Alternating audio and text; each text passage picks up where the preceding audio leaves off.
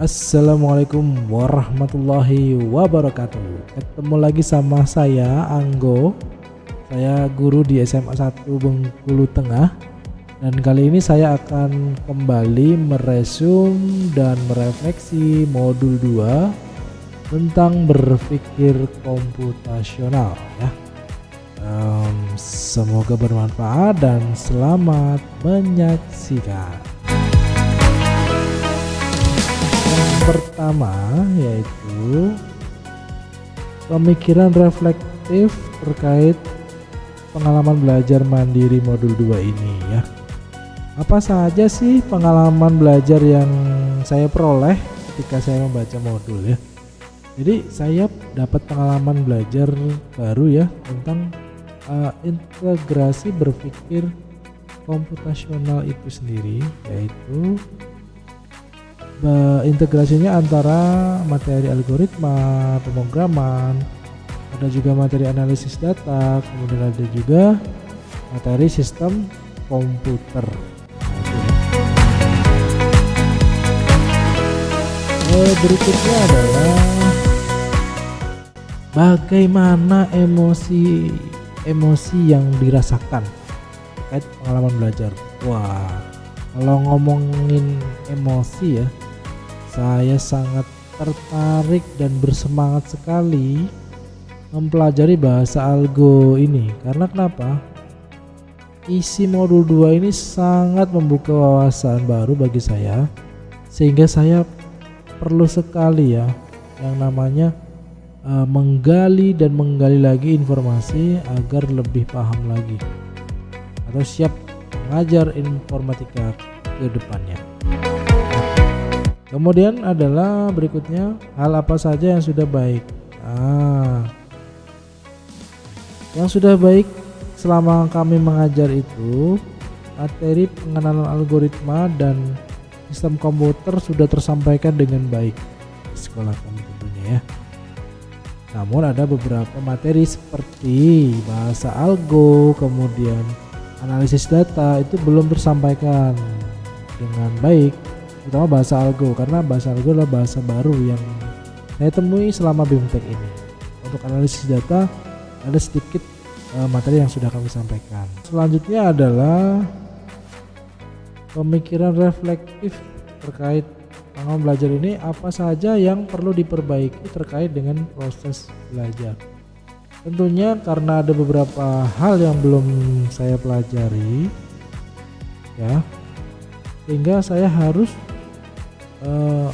mengajarkan semua materi yang dipelajari di BIMTEK ini, seperti algoritma, pemrograman, analisis data, terutama bahasa algo yang ini menurut saya baru dan mudah dipahami kayaknya oleh siswa, karena siswa tahu konsepnya tanpa harus langsung ketemu komputer. Jadi mereka belajar dulu menggunakan kartu ya, terus bisa dieksekusi langsung oleh manusia tentunya tanpa harus menggunakan program.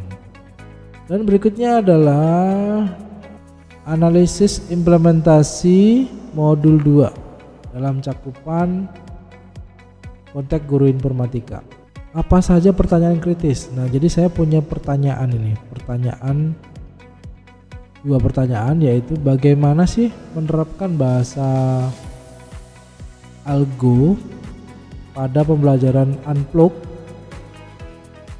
unplugged ya, menggunakan permainan yang disukai siswa. Gitu ya. Jadi teman-teman yang nanti kita akan diskusi bagaimana sih menerapkannya gitu ya. Kemudian saya masih perlu penjelasan bagaimana mengenai konversi bahasa algo ke dalam bahasa C. Saya belum terlalu paham ya dengan masalah ini. Jadi mohon minta penjelasan lebih lanjut tentunya. Berikutnya adalah apa wawasan baru dari materi yang dipelajari. Wah, ini saya mendapatkan pembelajaran tentang penjelasan bahasa algo. Ini bahasa baru ya, sehingga ini wawasan baru buat saya. Kemudian materi analisis data. Nah, ini saya kemarin analisis data ini belum terlalu paham. Tapi setelah membaca modul ya ada tambahan. Dan sistem komputer ini setahu saya ya perangkat-perangkatnya gitu, ternyata masih banyak dan lebih dalam lagi materi dipelajari di sini. Selanjutnya adalah materi baru yang saya pelajari adalah moda pembelajaran berpikir komputasional yang terintegrasi dengan analisis data. Ini sangat luar biasa materi ini ya. Mantap, pokoknya bagus sekali. Selanjutnya adalah apa tantangan yang sesuai dengan konteks asal guru informatika. Wah, saya sangat tertantang sekali untuk meningkatkan pemahaman bahasa algo ini, karena ini sangat cocok diterapkan di daerah kami, karena kami ini terkadang ada pemadaman listrik ya. Tentunya kita akan harus merancang belajar tanpa menggunakan teknologi itu seperti apa, bagaimana konsepnya gitu. Itu tantangannya, kita harus belajar.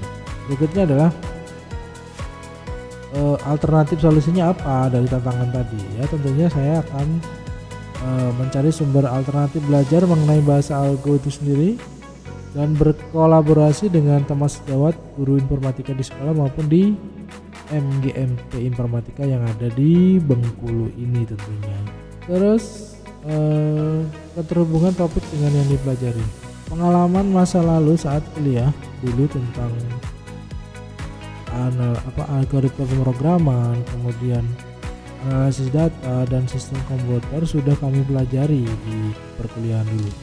Namun pemahaman yang saya dapatkan dari materi tersebut belum terlalu matang, sehingga masih perlu peningkatan kompetensi di materi tersebut.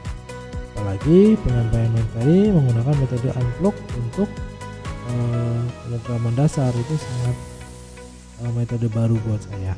Nah, kedepannya bagaimana dengan pengalaman masa lalu kemarin? Ya tentunya saya akan mengajarkan metode unblock ini untuk mengajarkan konsep bahasa algo. Dari tadi saya mau ngomongin bahasa algo ya, tapi memang ini tantangan buat saya. Melalui permainan ya dan interaktif langsung untuk meningkatkan pengalaman dan cara berpikir komputasional peserta didik ya. Kedepannya seperti itu, dan tentunya tetap harus menerapkan metode unblock untuk mengajarkan bahasa pemrograman. Contohnya bahasa pemrograman C, ada Python, kemudian ada bahasa-bahasa yang lain. Berikutnya adalah konsep praktik baik yang dilakukan.